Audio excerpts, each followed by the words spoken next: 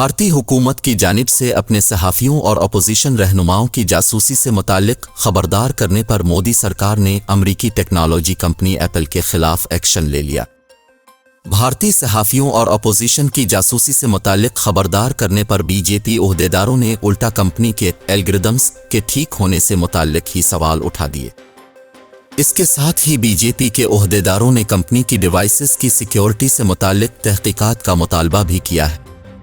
Media reports के मुताबिक BJP के सीनियर ओहदेदारों ने एप्पल के एक सिक्योरिटी एक्सपर्ट को बैरून मुल्क से नई दिल्ली बुलाया और उन पर दबाव डाला कि वो कंपनी की जानिब से यूज़र को दी जाने वाली वार्निंग की कोई दूसरी तौजीह पेश करें।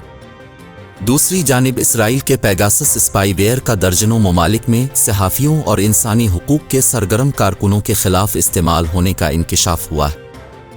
एमनेस्टी इंटरनेशनल और अमरीकी अखबार ने मुश्तरका तहकीकात की बुनियाद पर तस्दीक की है कि भारतीय हुकूमत ने इसराइल से लिए गए पेगासस स्पाईवेयर की मदद से सहाफ़ियों की एक बार फिर जासूसी की है।